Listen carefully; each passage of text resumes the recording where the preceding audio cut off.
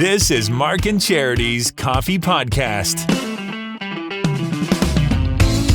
The Mark and Charity Coffee Podcast for a very, very frigid Tuesday, January the 11th. When I got in this morning, I took a picture of my dashboard.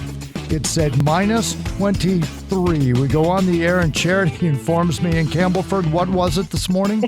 I think it was minus 25. Yeah. With the wind chill, minus like 32. With the wind chill, just ridiculous. It was. So we compared ourselves with other spots in Canada.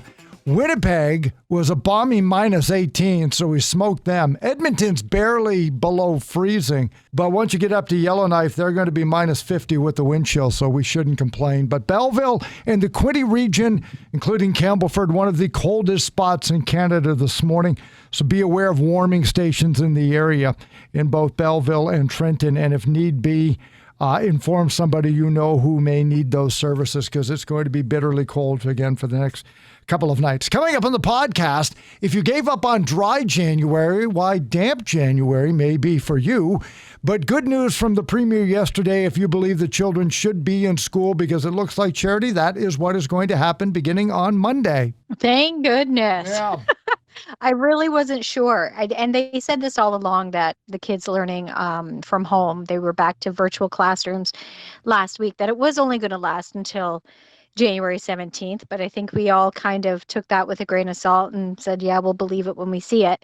And to a degree, I still feel that way. But no, they did say that Monday the kids would be returning. So fingers crossed that is going to happen. When the boys are doing their work, and maybe it's too early today to see it, do they still buckle down, or do you think it's in their head that, like, well, we're going back to school on Monday, so maybe the next few days aren't that important? They'll still buckle down. Yeah. They'll still work away. Though I did read a friend post that even after the 3 days, because it's only 4 days, I guess, after yesterday, how hard it was after yesterday, that it was already starting to kick in or feel like they'd been doing it a lot longer. Mm-hmm. But after hearing that they were heading back on Monday, she could see an immediate change in her child's face. It was kind of like, okay, the weight's lifted. There is an end in sight. It is only this week, and they'll be back next week. Right. So I think it's different for everybody. But as we've said all along, even the kids, I think, they're just tired of having to do it. They're very good at it, and they need to be applauded for the hard work that they've done and how well they've adapted to all the changes. But they're done too, and they want to be back, I think, just as much as we all want them back. Oh, you're right. And kids are pretty flexible. We've talked about that, but still, they don't need the uncertainty any more than we do. So good for them. Good for them. Just hang in there, kids. Couple of weeks. Teachers, caregivers, IT personnel like you, Charity, working hard in your homes to make it work. It looks like Monday is going to be the case. Now, if that's not the case, however, for some of the other changes, they will still go until the 27th, like indoor dining is still going to be curtailed and gyms. But one of the other things that they reminded us is, hey, you know what? Coming up at the end of February, remember that grace period everybody got for a number of your licenses and stickers throughout the pandemic? It's still going to come due on February 28th of next month. Yeah, the end of the month, February. Driver's licenses, license plate stickers, photo cards, health cards, and other driver and vehicle products, you have to get renewed. So if you have let them go, or they're coming up in the next couple of weeks, by the end of February, they're saying they're going to start to crack down again. So go to Service Ontario. You can do it online. Yeah. Go to their website, comfort of your home, and get them updated. That's a great idea on that. So one of the other things we talked about this morning was on January 1st, we all had this great idea about dry January. This is a phenomenon. I don't know, but I guess it's been around about 20 years, but like everything else, it takes a little bit of momentum. And the idea behind it is you, after the holidays, in your healthy lifestyle, you want to start, it's not just foods, but it's giving up alcohol for the month. And then the pandemic lockdown kind of came in and we saw the lineups at the LCBO. We saw you. We're not judging, but we saw you. But then somebody Oh came God, out. judging? Yeah, Not no, at all. No, no. I think we were there too. So no judgment. And eventually there's going to be a bottle drive. Just bring them all out for the hockey teams. We're not judging the neighbors. But then somebody pointed out like so much about moderation, right? Okay, if dry January is done, there are still the benefits to having, instead of what we call a wet January, what about a damp January? Well, yeah, it kind of alleviates the pressure of going all or nothing, because a dry January, for those who might not be familiar, because I'm shocked, my husband didn't know what dry January was. I don't know what exactly that says. It means January takes place in hockey season. That's what it means. Exactly. But yeah, it's a dry January. You cut off all consumption of alcohol. You're supposed to, for lack of a better term, dry out after the holidays because you might have overdone it. So you don't take in any alcohol through January. And that may be, as you pointed out, leading a healthier lifestyle, a little harder to do. We've seen it with dietary changes, exercise changes. When you go all in, sometimes the benefits get lost. Sometimes it can be harder and more stressful, more pressure on you than needs to be. So some have said, instead of going all in, and we touched on it yesterday too, form better habits. So do a damp January. Don't cut it out altogether.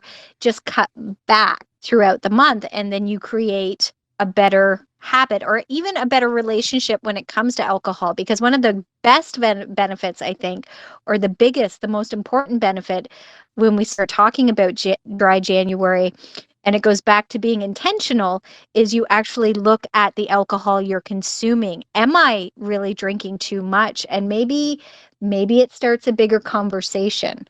So along with the health benefits, it can really lead to other avenues, other benefits that come along with it. Now, I'm going to tell you right now that I know firsthand how much of a difference this can make. Friends of ours, when the pandemic hit and they couldn't travel down south, we're staying up here in Canada, and we're not going out because we were in a full lockdown when they started this. And they decided that they were going to do a little bit more exercising, a little bit of time on a treadmill. And then they looked at their alcohol consumption. And so it was something like this. I believe there was no alcohol before 5 p.m. and limit it to maybe 2 glasses of wine a night. And then I think it branched into weekends as well. Anyway, let's get to the end of the story. I think after a year, combined weight loss for the two of them, they lost a person. Yeah. I think they combined to lose close to 120, 115 pounds between the two of them in a year and a half. And that was, again, it wasn't cutting it out. It was just saying we're going to walk and exercise more and keep an eye on that. And they just limited it to the evenings. And it made a remarkable lifetime and health change. And they didn't have to go dry January to do it. Absolutely. And maybe down the road, maybe next year they look at, okay, instead of 2 drinks a night, we cut it down to 1, or maybe we only have 1 drink during the week, or we only save it for weekends. Like you can make even tweaks to that. And this is what the experts are now saying: create better habits as opposed to all or nothing for 1 month, because it actually shows that it really doesn't change anything after January. You go right back to where you were in February for some people. So to create a better habit, baby steps are a better way to go. Sure. And health experts say there are actually 6 very strong benefits to cutting down on the alcohol. They always say it may, not it will, because they don't want to prove anything, but they say it may make you happier because alcohol is actually a depressant. I know you can't think that because you sing better, but it is actually a depressant. You may lose weight, as we mentioned. You may sleep better. You think alcohol would make you sleep better? Absolutely. No. Cutting out the alcohol may make you sleep better. You may reset your digestion. You may calm your joint and skin flare-ups, and you will strengthen your ability to fight infection. So there are some very good reasons why, if you can't go dry January, a damp January can actually help, especially when the weather gets this cold. So good work on that. Yeah. Good work on that. Coming up tomorrow, we're going to be launching into our Throwback Thursday for Burger Revolution. I haven't come up with the titles yet, but we do have our theme, and it's a bit of a lockdown theme again, and I like it. And I like your song a lot. Yeah, I like your song a lot. which is why I'm really dragging my tail and coming up with one that good. But I'll have it to you before we're done today. And then join us before the No Repeat Workday tomorrow morning. We'll be launching into that. And tomorrow we're going to recap as well the Forbes list of the top money made by TikTokers last year. Two of the top 5 are Canadians. It's incredible. And you say what you will about TikTok. It can be very entertaining. It can be a huge time waster. And I found I was maybe spending a little bit too much time on it, had to take a break. But it is very lucrative. If you can find relevant content and pull those people in, wow. We got to figure it out. We do. We got to figure that out. That's your job. Tell me, and we'll do it tomorrow. All right. My homework for today. All right. Well, it's not enough just to have the Mark and Charity Coffee podcast here on Spotify, Google Podcasts, Apple Podcasts, and right here off of our social media sites. Again, minus 23 we got going this morning. It's going to remain bitterly cold for the next day or so.